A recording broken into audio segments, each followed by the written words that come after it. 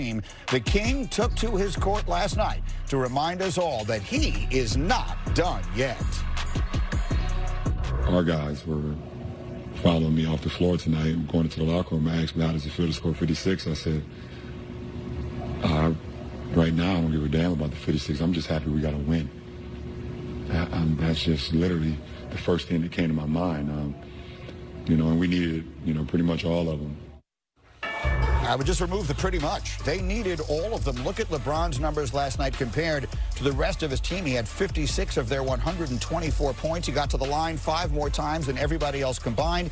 He also became the oldest player with a 55-10 game in NBA history. And so, Stephen A. Smith, for a player of this stature at this stage of his career to have that kind of night, what does it mean for LeBron? Well, it means is that he's solidified on the Mount Rushmore of basketball. I mean, when you think about the performance like that, you take into consideration the fact that he's 37 years of age in his 19th season, and he's averaging the 3rd most points of his career. He once averaged 30. Another year, he averaged 29.7. He's at 29.2 on 52% shooting, 35% from three-point range. And it says all of the superlatives that you can throw out there about him.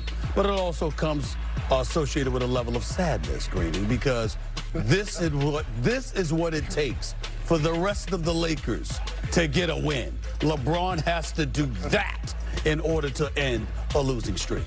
Yeah, I thought about this last night, just leaving the building here, and what it is he had to do. That was a show.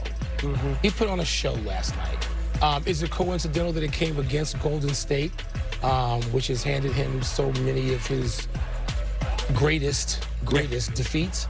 No, it's not coincidental.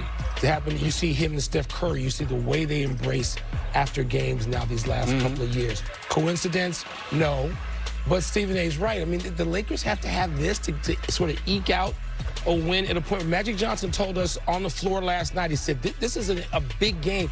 And I was thinking the Lakers are beyond the point anymore this season of big games until we get to the play-in time. Yeah. But it was a big game. I'm not going to sit here and say, I don't know how we haven't talked about this yet. You guys feel about whether or not this means anything in the big picture for them. I tend to think it doesn't. But maybe if you're looking for a reason to think that they're going to turn now, that would be it. I got a meaning. I got some meaning from last night that the Memphis Grizzlies don't want to see the Lakers in the playoffs. That's what I got. If LeBron's going to play like this and they're going to get Anthony Davis back, and we know if he's healthy, he can still be a top 10 performer. If you go into that series versus Memphis, Ja Morant has been outstanding this year. MVP candidate, rightfully so. But definitively, can you pick Memphis against the Lakers if the Lakers are I will say healthy? this to you.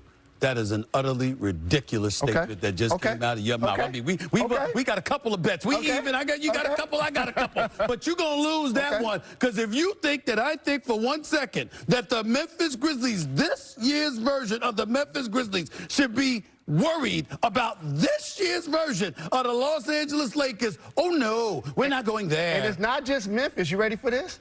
The Warriors, too, who they beat last night. That's injury. Well, let me just say this. You know who disagrees with you, Stephen A. Smith, is Magic Johnson. Magic was on the court with us last night, and he was telling us history says these Lakers still have a chance. All is not lost yet. We're in 9th place. No, not yet. Because I remember in 1991, we played poor up until the last 2 months of the season. We turned it around, went all the way when the Bulls beat us in 91 in the finals when nobody thought we could make it. So he says they still have a chance. And if they're going to, Russell Westbrook clearly will have to be a piece of that. Our NBA insider extraordinaire is Adrian Wojnarowski. You reported last night, Woj, that head coach Frank Vogel has been resisting bringing Westbrook off the bench. Maybe last night justified that decision. Absolutely, Greeny. And what Frank Vogel has hoped is that the Lakers would see a version of last year's Russell Westbrook late in the season in Washington, where he helped that team make a charge into the postseason.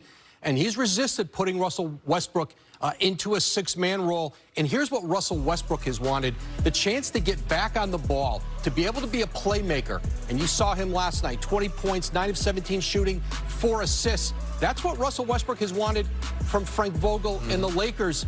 I'm told there was some tense moments between Frank Vogel and Russell Westbrook in this past week, including at a film session on Friday. But this is what both of them imagined, and they hope this is the start now of a run for Russell Westbrook to help get him back on course and get this Laker team, back more firmly in the playoff picture. It's an incredibly important point, and as I bring it back over here, let's talk about that. Jalen, I'll come to you. Okay. You're talking about how dangerous LeBron can make this team. They're going to get Anthony Davis back. Maybe they figure out a way to make the Russell Westbrook of it all work. What are the Lakers still capable of this year? The Lakers are still capable of giving us some first-round thrills versus the top teams in the Western Conference.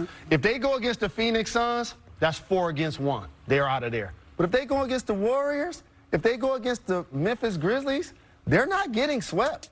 They're not losing in 5. It's going to go 6, and it's going to go possibly 7. And if you have LeBron and you have AD, that gives you the chance that Magic was talking about. Los Angeles Lakers are not going 7 games in the first-round series against... No. Long live the king. How would you describe this one? Desperation. I mean, got a 4-game losing streak. Obviously, our season's been up and down, but I would say desperation and inspiring. We're playing inspired basketball versus a really good team, and for us to get a win like this in front of our home fans, they deserve it. We haven't played like much of anything as of late, so it's good to get a win in front of them. He's one of the best of all time, and he's showing exactly why he's at, and year after year he keeps proving other people wrong. We're going through it right now, and there's more games coming, so we've got to do this ourselves. We got to dig our way out of the mud ourselves, and nobody's going to help us. Giving in to losing mentality, like we're not that team. Not gonna let us be that team, and I don't know. It's rough right now. Keeping it plain and simple, it's rough. We got to figure out how to claw our way out. Now, 5 years ago, LeBron James became the oldest player in NBA history with at least 55 points and 10 boards in a game. He reset that number Saturday. His 56 points, also the second most in NBA history at age 37 or older, trailing only Kobe Bryant's 60 points in his final game.